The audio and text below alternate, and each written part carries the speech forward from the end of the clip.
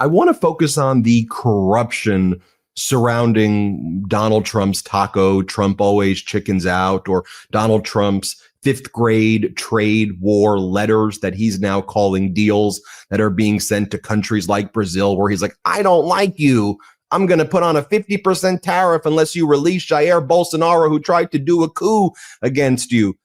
We've seen this when Donald Trump initially announced his tariffs against the world on what he called Liberation Day, but was really Liquidation Day. And even before that, the unusual trading activity on Wall Street that would take place surrounding these things. And I know sometimes we can get distracted, and how can't you when you take a look at a letter that Donald Trump is sending to Brazil with random things that are in caps. You need to stop a witch hunt immediately, unlawful, and blah, blah, blah. I don't even want to read the letter. I've read it before, but it basically says, if you don't release Jair Bolsonaro for prosecution, we are going to increase the tariffs even more. It's just the worst. I want to focus, though, on what happened behind the scenes. I think this guy, Spencer Akimian, pointed it out. You could see it on the charts.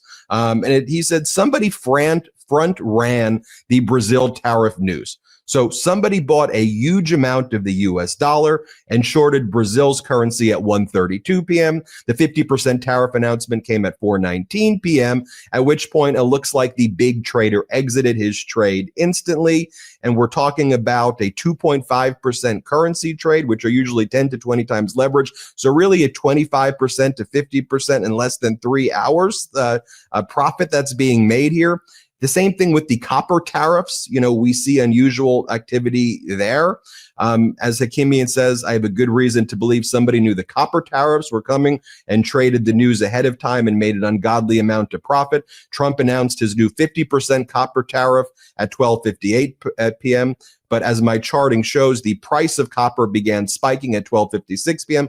It went up a full 8% before Trump announced the copper tariffs. It's nearly impossible for this to have been coincident. Why would the price of copper just go up randomly minutes before Trump makes the announcement? It's common sense, unless somebody knows. Also, when it came to Donald Trump, when he did the Liquidation Day tariffs against the world, and then he announced he was going to pause those tariffs, I think this site, Unusual Whales, did a good job kind of laying out what it looks like. And he goes, I think people knew that this tariff pause was coming. And you can see on these trading funds, they're called like SPY and QQQ. One trades against the S&P, one trades against NASDAQ. You're seeing people opening up these calls and engaging in unusual trading volumes that nobody would ever possibly do unless you knew there was going to be kind of a massive announcement that was going to be made. And we see this pattern over and over again. So I don't want to miss out on the corruption. But who's getting screwed here?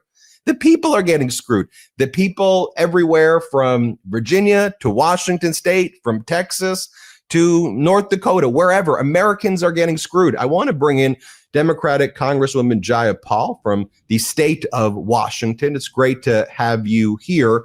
And, as Donald Trump sends these letters and people get caught in the drama and the distractions, behind the scenes, the rich are getting richer. The insiders know what's going on. I just think people are getting screwed, Congresswoman. Absolutely right. And here's the thing. This guy, Donald Trump, has gotten rid of all the inspector generals. He's gotten rid of any entity that could actually crack down on the ethics violations, the corruption. And so you have so many things that are happening, from the trading that you talked about to the outright use of the office of the president to make money, whether that's his luxury hotels that he promises to some foreign government, in return for something, or whether it is even, I noticed that he is selling his own brand of perfumes now. It's really, at the end of the day, this whole concept of, he's going to drain the swamp. He is the swamp, and he is doing everything he can to enrich himself. And you can see it in whatever financial returns we have access to. Obviously, he's not releasing everything, but the corruption is now throughout the government. It's Donald Trump. It's also members of Congress who are trading. And you know that I've got a bill that I'm working on, a bipartisan bill that we hope to introduce soon on banning members of Congress from trading stocks. I mean, the American people should just know that we are working for them, not for our pocketbooks. And so I'm hopeful that we will get this to the floor. And once it gets to the floor, I believe it'll pass. Let's talk about how Donald Trump's trade war against the world, though, and even the threats against Canada, 51st state, we're going to take you over. We have a huge Canadian following, the Maple Midas here on the MeidasTouch. The totality, though, but it's everything, too. How he attacks Japan, how he attacks South Korea. How is that impacting the state of Washington? How is it affecting your district and perhaps even more broadly? I mean, the tariffs are crazy. They have no logic to them. In the letter that he sent to Bolsonaro, you probably saw, he quoted incorrect information. He said that we have a trade deficit with Brazil. That's not accurate. Lula responded and said, no, that's not true. If you want to do 50% tariffs on Brazil, we'll do 50% tariffs back. And guess what? American manufacturers who export into Brazil are going to be hurt by this. In my district, we have a lot of manufacturing. We have a lot of trade with all over Asia, actually. And so these tariffs are having a massive effect. I mean, you can see it in small ways with the price of apparel or foodstuffs, but also in big ways with Boeing manufacturing is here. Obviously, we have a lot of tech here. And so all of the chips and all of the uncertainty is really affecting the district. It's affecting small businesses in particular, and consumers are seeing their prices go up every day. And some of it is being absorbed by the manufacturers who are hoping that this is another taco situation where Trump is going to chicken out and these tariffs aren't going to go into effect. But his MO is always create a problem where there isn't one, act like you're solving it, but have no solution at the end to whatever the problem you said was there in the beginning. So this is not a good way to do tariffs at all. And there's no investment in domestic manufacturing. That's what we did as Democrats with the Inflation Reduction Act. You don't see him, Ben, trying to do anything to actually incentivize copper manufacturing here in the United States or anything else.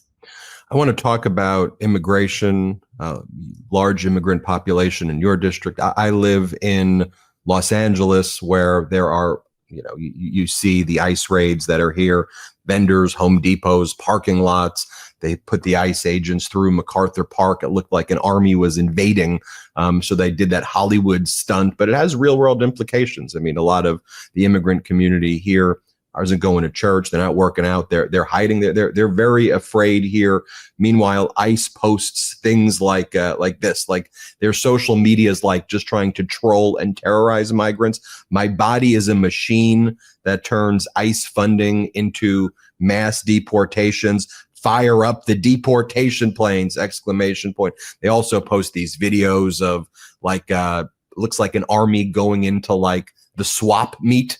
And they put on their equipment. They got their huge assault weapons heading into the family swap meet. It's like, all right, tough guys, what's going on in your district? What are you doing about it? That's exactly what's happening in our district too. Not like LA, but we are seeing ICE agents, try to come to courts. That stopped for a while because we had a lot of protections here in Washington state, but certainly farm workers, all of Eastern Washington, Central Washington. I was just out in Spokane and I met with the Growers League, and, farmers are terrified, workers are terrified, people aren't showing up to work. Yesterday, I was at a food bank in my district talking about the SNAP cuts, the horrible SNAP cuts and Medicaid cuts. And they told me that people are not even showing up to Head Start, where they get their food. They're not showing up to the food banks because they're afraid. And it's not just undocumented immigrants. It is people of all legal statuses. It's undocumented immigrants who have been here for 20 years, no crimes committed. And all of the research and the data shows that ICE is not picking up the so-called worst of the worst, which is what Trump promised. He's going after immigrants of all legal statuses, including U.S. citizens, legal permanent residents. It's a complete terrorizing of the immigrant community.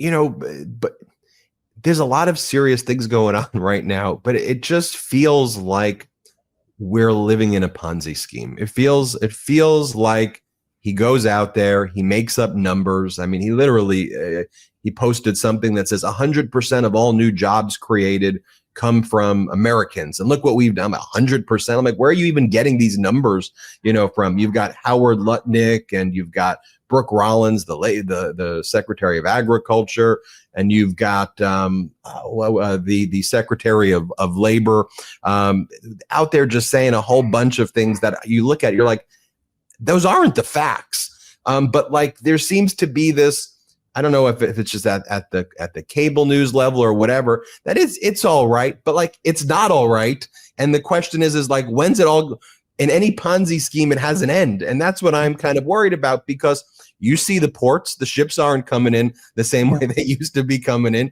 Yeah. You see the factories are not filled with the people. We see here in California, the farms aren't filled with the same. So when is it all going to catch up? And then does Donald Trump just try to find his fall guy the way he did with the Faucians? They did it. Blame the deep state. Americans have to feel the effects. They have to feel the way that they're losing healthcare, the way that their prices on groceries keep going up, the way that we end up in more wars and isolate America from the rest of the world. They've got to feel that there's no jobs, that in fact, instead of job creation, the big bad betrayal bill is going to lose us at least 1 million jobs in the United States. And I think that you're seeing this now starting to come through with the tariffs, with immigration, actually, which is one of our tougher issues. You're seeing people starting to say 1 in 10 Americans now knows of somebody who's been picked up that they personally know that should not have been picked up. And so I think it's got to trickle down. We've got to do a really strong job of messaging not only what we're against, but also what we're for. And affordability is a big part of this, right? The tariffs are driving up prices. Corruption is stripping people of things that they legitimately deserve to pad the pockets of the millionaires and the billionaires and Donald Trump and his family. And so we've got to continually make our case, not only for what's wrong, but how we're going to fix it. And I think that's going to be the job between now and the next election. We can still roll some of this back, Ben, but I don't want to sugarcoat it. It's going to be very difficult to rebuild a lot of the destruction that's been done to the agencies, whether it's FEMA and NOAA, or, literally any agency from education to health and human services. Finally, Congresswoman, I always like to ask this question when I have people like you on here, because oftentimes, the news host has their series of questions, but there may be an issue that's always on your mind that I'm not thinking of, that you're closer to. We have a huge platform here, almost 6 million subscribers. Is there anything that you think isn't getting enough attention that you want to bring people's attention to? Yeah, I just wrote there's so many things in the big bad betrayal bill. I just wrote an op-ed about this scam, talk about a Ponzi scheme, the scam on no tax on tips, supposedly Donald Trump's no tax on tips policy, and how what is in the big bad betrayal bill is really a scam, because first of all, you got to file taxes to get any benefit. And most tipped workers are not filing taxes. About 1/3 are not filing taxes. And then on top of that, it's a $25,000 cap. So the way it's done, and finally, there are lots of things wrong with it, but it expires in 2 years. So all of the things that are supposed to be for working people expire in 2 or 3 years, and everything that is for the millionaires and the billionaires are permanent. And I think we have to keep pointing out to people that they're lying about what you're going to get. And I think that's true in so many ways. But the no tax on tips policy is one I think that has not gotten a lot of attention. And it's going to be used to try and sell the big bad betrayal bill, but it's a scam. Sounds like Donald Trump's past with scams. The no tax on tips is a scam. The no tax on Social Security just doesn't even exist. They just made that up, and they sent a letter out to all of us. I mean, I got one, saying that there's going to be this massive boon, and they use Social Security to send a letter out with lies. You're absolutely right. Congresswoman Jayapal, please come back. Thanks for being on. Thanks, Ben. Everybody hit subscribe. Let's get to 6 million subscribers. The truth is more important than ever. Check out our new Truth Over Lies collection at store.MeidasTouch.com. All 100% USA union made.